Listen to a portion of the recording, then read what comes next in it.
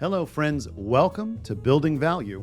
I'm Jason Nellis, and you might be thinking to yourself, where's today's guest? That's a fair question. We don't have one. I goofed. But I'm going to use this as a unique creative opportunity to try out something new. Usually, I'm dependent on a guest. I don't have to write a script. I don't have to think ahead of time. Well, we have fixed that because today, for you, and also for me, I'm going to take a look back to see what's working and what's not and where to go with this podcast. Because it's gone through a lot of iterations. It has been an exciting experience even just to build it, let alone to see where it can go. And hopefully you agree.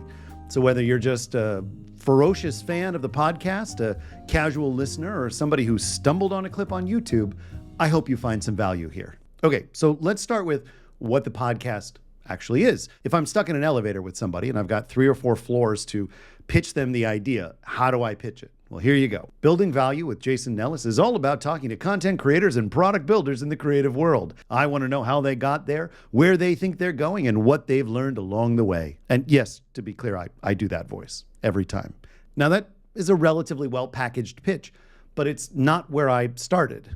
If you look back at the early episodes in the podcast in my archive, it's just the Jason Nellis Show because, spoiler alert, I didn't actually have a battle plan. See, when I got started, it was January of last year.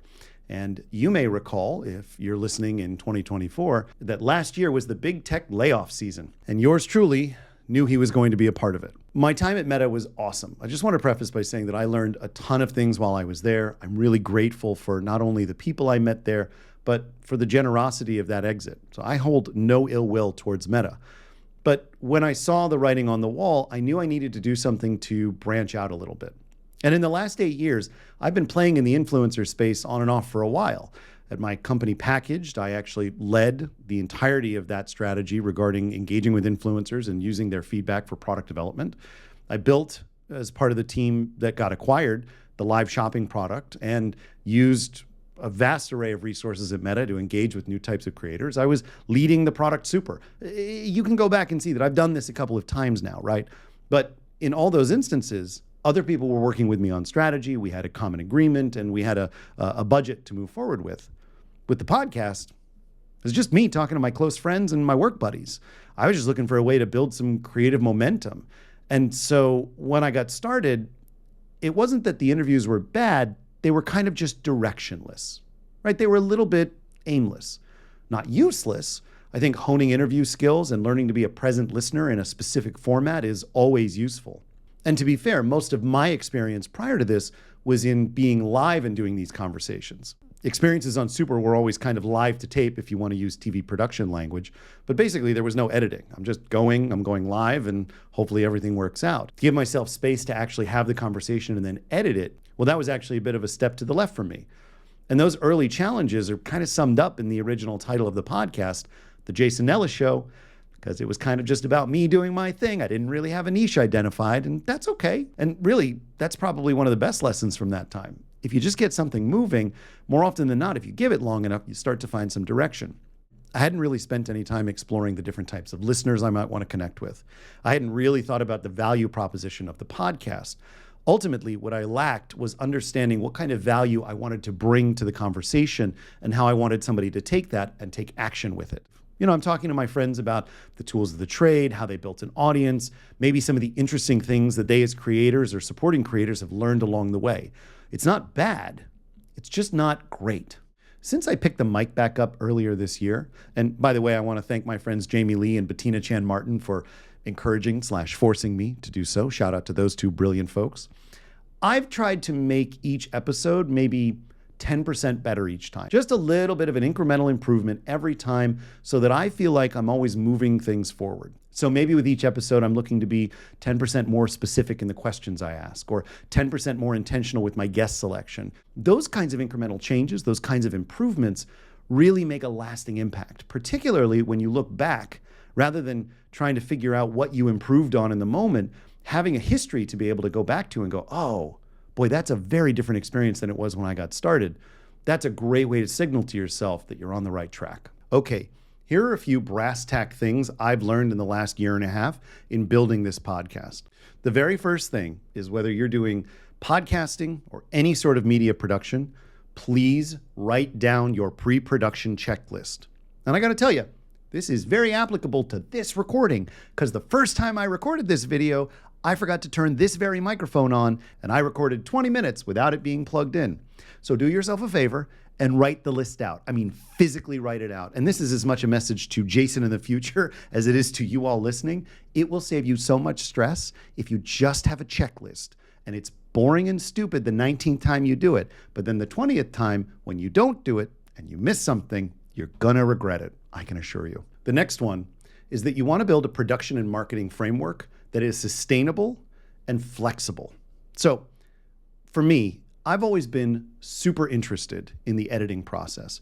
Back in the days of Packaged, when I was working with my friend Anton, who was our editor, I would do everything I could to learn from him. And then when the podcast opened up and I realized how much YouTube was investing in video podcasts, I decided that it was really important that I figure out how to do editing so that I could sustain and grow that part of the podcast, so that it wasn't just audio, it was also visual. And early on, I felt really strong in my editing skills. And it wasn't until I got through the first few episodes that I realized that there's so much more work than just cutting between different angles. Learning how to normalize audio, just learning how to do graphics on camera, learning how to put rounded corners on elements when I'm doing a cutaway to something.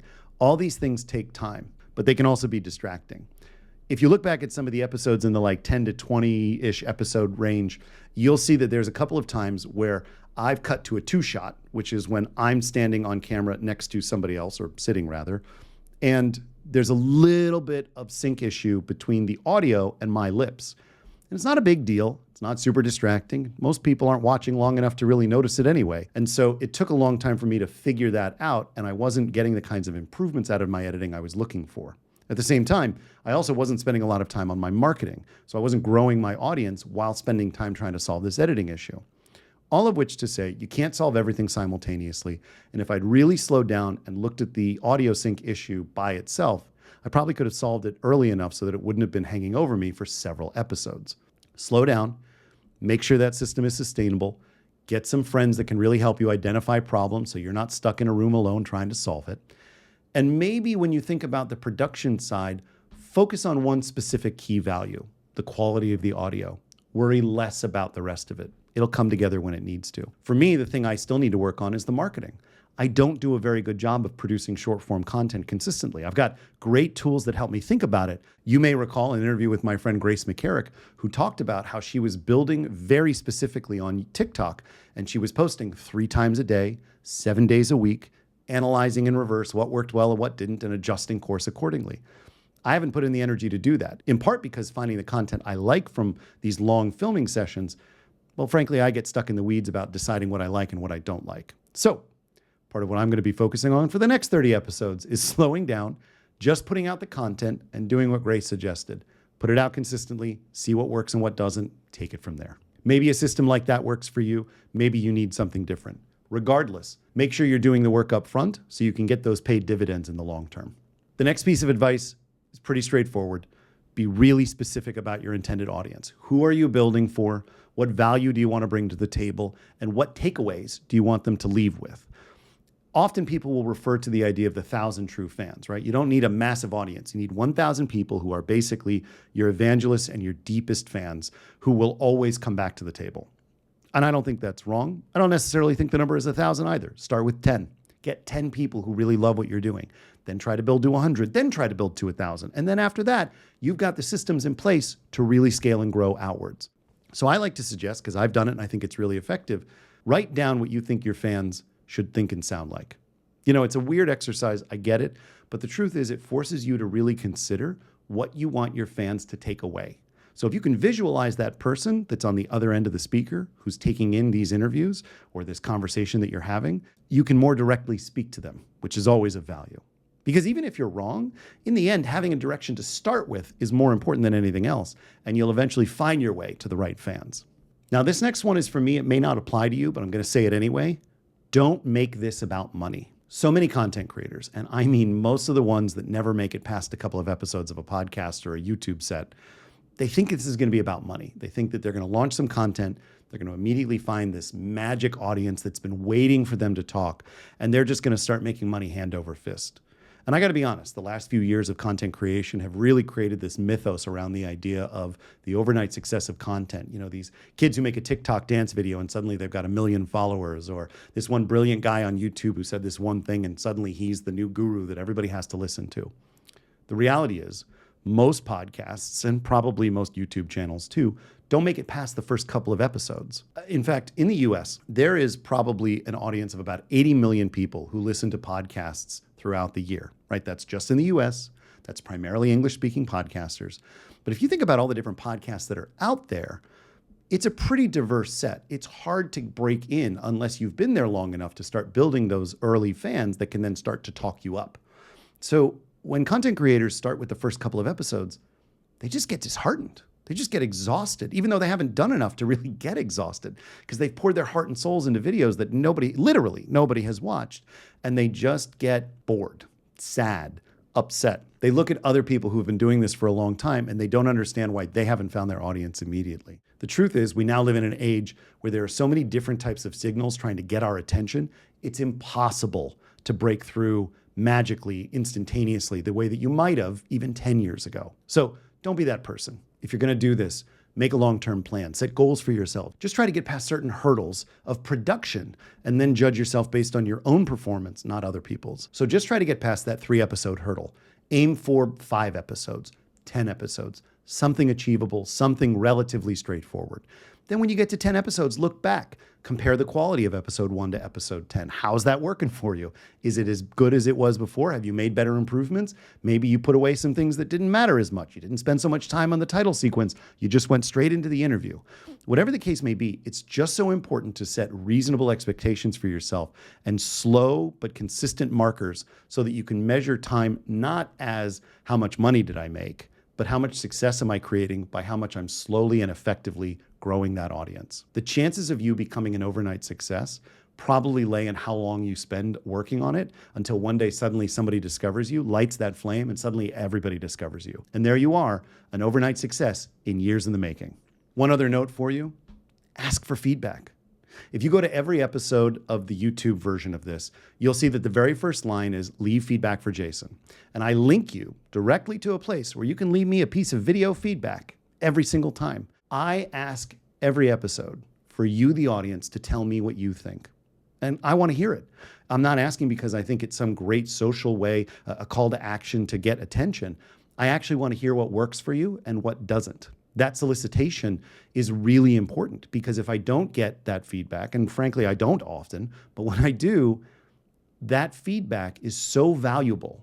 I make the most improvements when somebody just tells me, hey, I listened. Here's what I think. Or I couldn't listen because I got through the first 3 minutes. I had no idea what you were talking about and I shut down. So I'm begging you, please leave me feedback. Ask for feedback, that too. You get the idea. Now, I didn't want to leave everybody hanging and just have to listen to me and my thoughts this whole time. So I was able to solicit some questions from the internet. Yes, it's a magical place. And let me throw a few of them at you here. So my friend and author, Jessica Puller, asked, what is the invite system? I don't really have a system. Thank you for calling me out on that. See, as I'm often wont to do, I have to now reveal my own disorganization. I was doing a really good job for a while of getting a bunch of invites and booking a bunch of guests in advance. And because of family stuff and letting life stuff get in the way, I come to you today hat in hand with nobody I can speak to. And that's okay. That's my fault.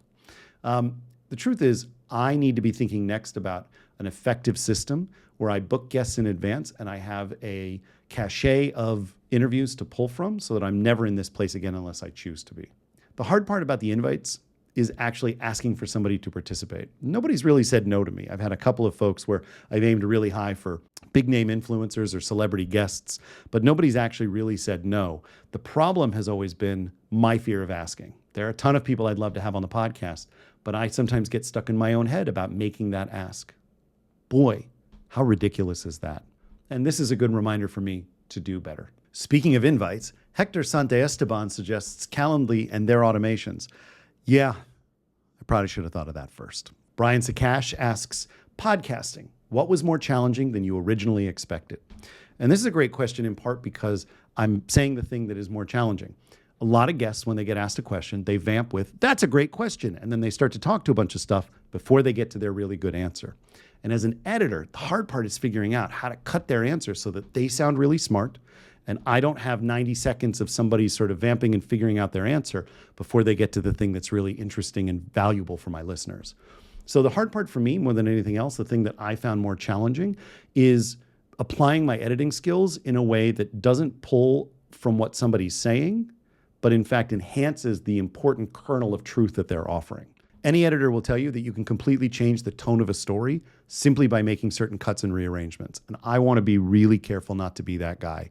So I try to keep the conversations pretty much in the format and direction that they went from beginning to end of recording, and just try to pull out the parts that are not valuable, cutting the fat rather than rearranging anything. Former guest Nathan Alabach asks, is a hot dog a sandwich? And Nathan, I'm so glad you asked me this question. It's a taco. They're just different forms of tacos. Now, is a taco a sandwich? That's for greater minds than I to think about. But my answer to a hot dog is it's a kind of taco. Thanks for asking. And over on Twitter /X/ I don't know what to call this platform anymore, Asian Geek Squad asks, who's my favorite guest and why is it Isa Rodriguez? And I have to say, Isa Rodriguez, you are one of my favorite guests. And I don't really actually have a favorite guest. I will say that what I love about each interview is how different they are and how much I learn from every one of them, even when we go back and have a second round interview. I will say that there's something to be said for my friend Jerome, who keeps coming back on the podcast, who, if you haven't followed him, he's a phenomenal sailor.